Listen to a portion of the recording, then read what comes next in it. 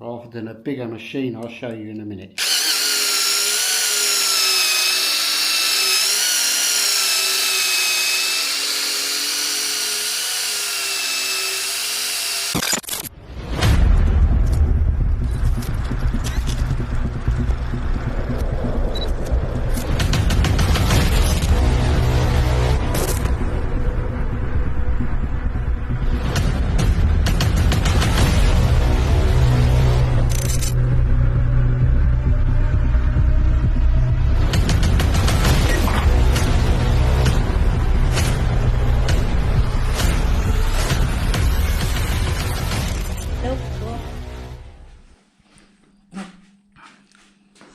Like the underside of front mudguard, side panels, leg shields, rear floorboards have been had the grey base coat and the lacquer put on there. This is now nice and dry.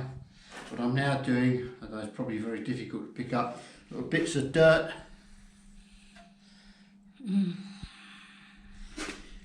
in the paint. It's not a totally dust-free environment here. Sometimes you get lucky. We'll see, the more parts you paint, the greater the chance of disturbance. Just one piece, yeah. So what I do,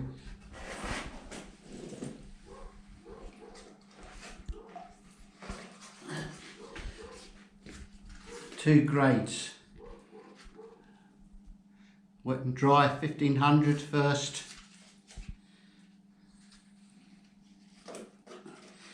with the block,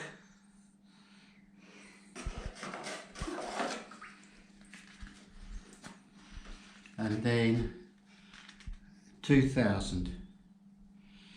And I'm happy that I got the dirt nib out.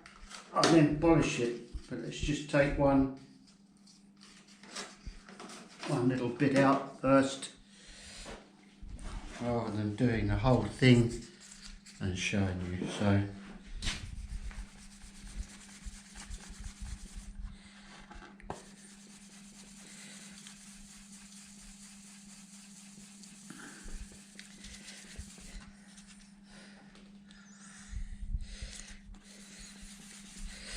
use a rubber block to squeegee it dry sometimes, gives you a quick idea.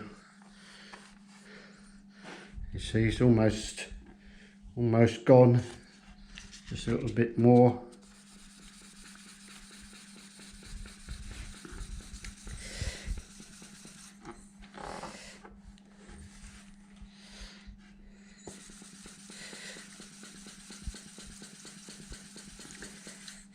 Once it's gone, we then take those scratches out with 2000.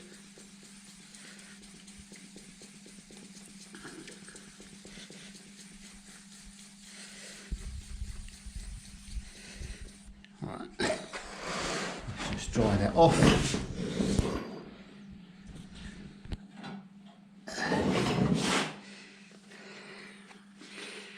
And see, it's nice and uniform matte. A little bit of dirt's gone now, so we need to polish it. Oh God. This is the compound I use.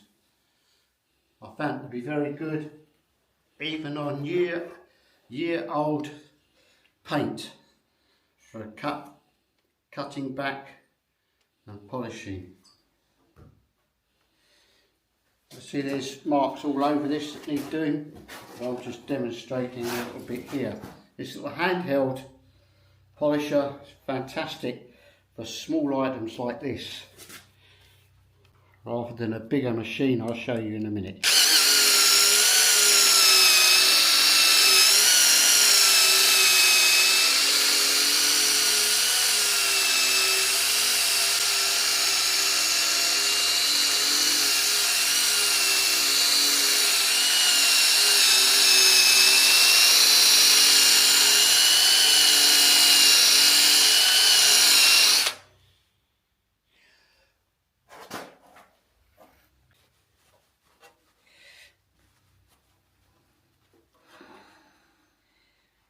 See, that's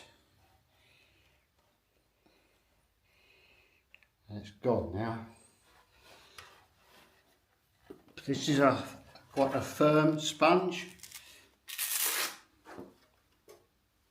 This one here is softer, and it's like a, well, I don't know what you would call that, an egg carton really, I suppose. Yeah. So it doesn't get hot or reduces. You don't want to burn the paint. And this is just a final, the same product.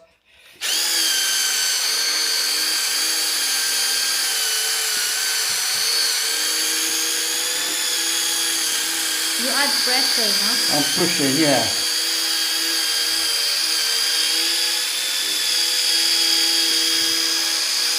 Now also in my left hand I've got a firm grip on this.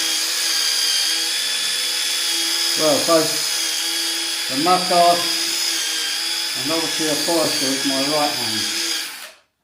Always keep the sponge well up from any dirt, because any grip will scratch. And there we go. No more dirt nibs. So I go over the whole panel, the same thing, and it will all get polished. There's a, you can see it looks a little bit dry here, like orange peely. You can see the texture there. I'm going to try and improve that by blocking it the same as I took that thing out. But we'll come back to that in a minute. If it was really bad, I'd sand the whole thing, maybe I'd go 800, and then the microfiber sponge, you'll see a new one over the whole thing, and re-lacquer it, much the same as I did on some of the smaller panels where I wasn't too happy with the finish. It's sometimes it's quicker. Just to you can also do what they call a flow coat, which basically sand all the panels, and you put one additional coat of lacquer on there. Good morning. Morning. What have you done? I'm done. Finished denibbing, polishing all the panels. Now it's off the stand. Let's see.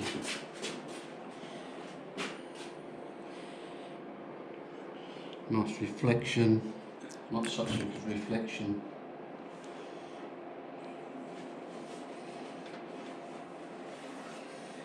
Underside painted.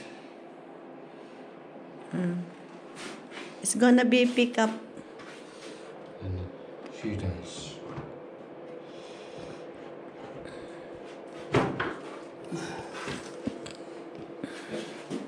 Leg shield's done. You can see now nice and smooth. In the imperfections. Same here, I have a bigger machine, a little bit more handful.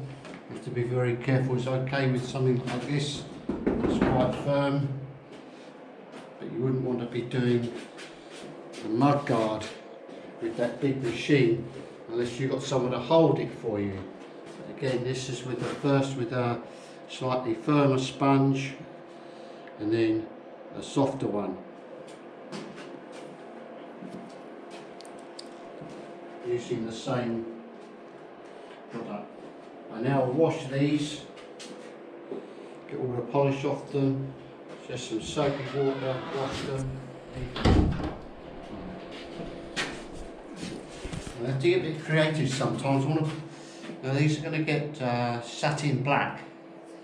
I don't particularly want to hold it by hand. I think I've got to rest it down somewhere. So I need to get a bit creative. It won't fit in there, see it fits in there, but this, put it on there, that will go in there.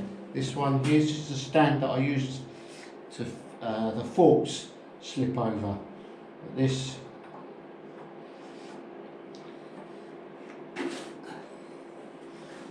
these are the tank straps hanging up here. They're going to get satin black as well. See? Small jobs like this, Okay. rattle can, perfectly acceptable.